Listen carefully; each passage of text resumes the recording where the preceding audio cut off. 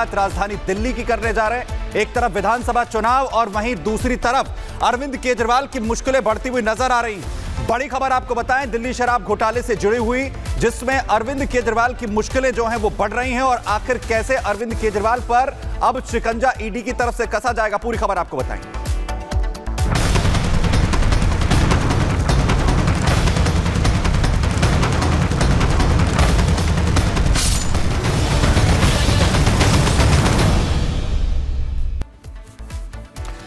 तो दिल्ली में शराब घोटाला मामले से जुड़ी बड़ी जानकारी सामने आ रही है, जहां पर अरविंद केजरीवाल की मुश्किलें बढ़ती हुई दिख रही हैं। दरअसल ईडी की तरफ से अब शिकंजा कसने की जो तैयारी है और यहां पर और भी ज्यादा की जा रही है। बड़ी जानकारी ये कि गृह मंत्रालय ने ईडी को केस चलाने की मंजूरी दरअसल दे दी है। दिल्ली एलजी ने पहले ही केस चलाने को दरअसल मंजूरी दे दी थी। ईडी ने केजरीवाल को मुख्य साजिशकर्ता बताया था और अब गृह मंत्रालय की तरफ से ईडी को केस चलाने की मंजूरी दी गई है। तो बड़ी जानकारी, अरविंद केजरीवाल की मुश्किलें बढ़ती हुई दिख रही हैं दिल्ली शराब घोटाला मामले को लेकर, जिसमें अरविंद केजरीवाल के खिलाफ केस चलाने की जो मंजूरी है वो दी गई है। गृह मंत्रालय ने ईडी को केस चलाने के लिए मंजूरी दे दी है। दिल्ली एलजी ने पहले ही केस चलाने की मंजूरी इससे पहले दी थी।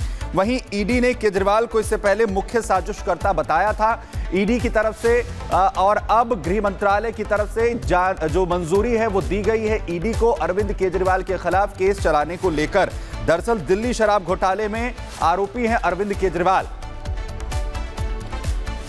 और कोमल हमारे साथ जुड़ चुके हैं, हमारी सहयोगी कोमल। देखिए, दिल्ली विधानसभा चुनाव और उल्टी गिनती शुरू हो चुकी है। अरविंद केजरीवाल जो पहले से मुसीबतों में फंसे हुए थे, एक और मुसीबत की घड़ी उनके सामने आकर खड़ी हो गई है। अब बिल्कुल ठीक, विधानसभा चुनाव से पहले, अब विधानसभा चुनाव में शेष 1 महीना भी नहीं रह गया है, लेकिन उसके ठीक पहले देखिए ये जो अनुमति ईडी को मिली है गृह मंत्रालय की तरफ से, वो कहीं ना कहीं अरविंद केजरीवाल की टेंशन जो एक बार फिर से बढ़ती हुई नजर आ रही है। इसके पहले बात करें तो देखिए एलजी की तरफ से भी दिसंबर के महीने में, दिसंबर 2024 में एलजी की तरफ से भी जो है अनुमति दी गई थी। लेकिन आपको ये भी याद होगा कि सुप्रीम कोर्ट ने कहा था, नवंबर का महीना था जब सुप्रीम कोर्ट ने ये बात कही थी कि अगर कोई भी सरकारी कर्मचारी है जिस पर मुकदमा चलाना होगा तो ईडी को उसके पहले अनुमति लेनी होगी। और देखिए अब ईडी को अनुमति जो है वो गृह मंत्रालय की तरफ से मिल गई है। और अब देखिए अरविंद केजरीवाल की जो मुश्किलें हैं वो बढ़ती चली जा रही है, क्योंकि बात अगर हम करें शराब घोटाले की तो इसमें जो है अरविंद केजरीवाल को मुख्य साजिशकर्ता बताया जाता है, किंगपिन कहा गया है। इसके पहले भी देखिए वो जेल में कई दिन बिता करके आए थे, तो ऐसे में देखिए मुश्किलें बढ़ती हुई नजर आ रही है। लेकिन बात अगर अब हम करें आम आदमी पार्टी की तो देखिए उनकी तरफ से लगातार जो है बयानबाजी से लेकर के तेज हो गई है। उनका साफ तौर पर कहना है कि दिल्ली में विधानसभा चुनाव नजदीक है, छवि धूमिल करना चाहते हैं, इसलिए जो है ठीक चुनाव से पहले जो है मुकदमा चलाने का निर्देश जो है, अनुमति जो है वो दे दी गई है। लेकिन इस बीच जो कनेक्शन है शराब घोटाले को लेकर के, उसमें कई बड़े नामचीन चेहरे जो है वो फंसते हुए नजर आए थे, वो जो है जेल के अंदर जाते हुए भी नजर आए थे। अगर हम बात करें मनीष सिसोदिया की तो देखिए मनी लॉन्ड्रिंग के मामले में, शराब घोटाले के मामले में उन्होंने भी जेल में समय बिताया था। तो एक आम आदमी पार्टी का एक जो बड़ा चेहरे की बात अगर हम करें कि जितने भी बड़े चेहरे हैं उन पर जो है कहीं ना कहीं इसकी जो तलवार जो है वो लटकती हुई नजर आई थी। साथ ही साथ देखिए जेल में भी देखिए समय जो है, दिन जो है उन्हें बिताना पड़ा था। लेकिन अब ठीक चुनाव से पहले आज 15 जनवरी और 5 फरवरी को दिल्ली में चुनाव होने वाले हैं। यानी कि जिस तरीके के जो आरोप लगे थे, अब उन आरोपों की जांच पड़ताल होगी। केस चलाने की कोमल मंजूरी मिल चुकी है। तमाम जानकारी के लिए बहुत बहुत धन्यवाद आपका। तो दिल्ली में एक तरफ शराब कांड पर संग्राम देखने को मिल रहा है, तो दूसरी तरफ अरविंद केजरीवाल लगातार मुसीबतों में और भी ज्यादा फंस रहे हैं।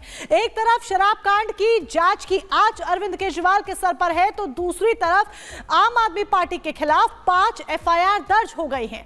क्यों हम ये कह रहे हैं? दरअसल जिस तरीके से दिल्ली विधानसभा चुनावों को लेकर पोस्टर वॉर दोनों पार्टीज के बीच में जारी था, ऐसे में इस पोस्टर वॉर के जरिए आम आदमी पार्टी ने बीजेपी पर कुछ इस तरह के गंभीर आरोप लगाए, जिसको लेकर अब एफआईआर दर्ज हो गई है। कौन से वो आरोप है और किस तरीके की एफआईआर दर्ज हुई है, किन धाराओं में दर्ज हुई है, इस रिपोर्ट के जरिए डिटेल्स जानिए।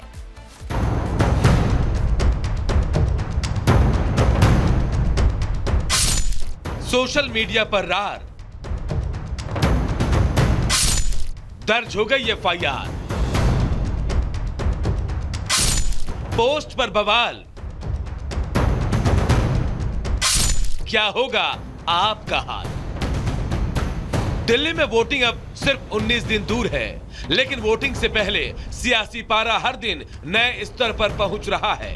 कभी घुसपैठिए तो कभी अवैध वोटर रजिस्ट्रेशन को लेकर आप और बीजेपी की जंग तेज हो जाती है। लेकिन कौन जानता था कि सिर्फ 19 दिन पहले ही इस लड़ाई में एफआईआर की एंट्री हो जाएगी।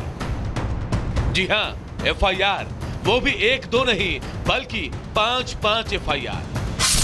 नॉर्थ एवेन्यू थाने में आपके खिलाफ अब तक 5 एफआईआर दर्ज हो चुके हैं। एफआईआर में छवि खराब करने का आरोप है। इनमें से एक एफआईआर गृह मंत्री अमित शाह की छवि खराब करने को लेकर है, जबकि 2 मामले प्रधानमंत्री की छवि सोशल मीडिया पर खराब करने को लेकर है। आम आदमी पार्टी के ऊपर हुई एफआईआर जिन 3 सोशल मीडिया पोस्ट को लेकर हुई, उनमें से 2 पोस्ट 9 जनवरी जबकि 1 पोस्ट 10 जनवरी को की गई थी। एफआईआर में इस बात का जिक्र है कि बिना किसी ठोस सबूत या तथ्यों के आधार पर ये पोस्ट साझा किए गए। इस 5 एफआईआर में एक मामला राम गुप्ता के खिलाफ दर्ज है। एफआईआर में राम गुप्ता पर प्रधानमंत्री कार्यालय की छवि धूमिल करने और जनता को गुमराह करने का आरोप लगाया गया है। राम गुप्ता ने अपने ट्वीट में प्रधानमंत्री के आधिकारिक आवास को राजमहल कहकर संबोधित किया। झूठा दावा किया कि प्रधानमंत्री के आवास में अलग अलग लग्जरी कमरे केवल सूट, जूते, चश्मे, एस्कार आदि रखने के लिए बनाए गए हैं। ये भी कहा गया कि आवास के नवीनीकरण पर 2700 करोड़ रुपए खर्च किए गए। एफआईआर में इन दावों को पूरी तरह से झूठा और मनगढ़ंत बताया गया। पुलिस ने मामले की छानबीन शुरू कर दी है और आरोपों की पुष्टि के लिए तकनीकी विशेषज्ञों की सलाह ली जा रही है। लेकिन हैरानी की बात है कि आम आदमी पार्टी ने अभी तक इस मामले पर कोई भी प्रतिक्रिया नहीं दी है।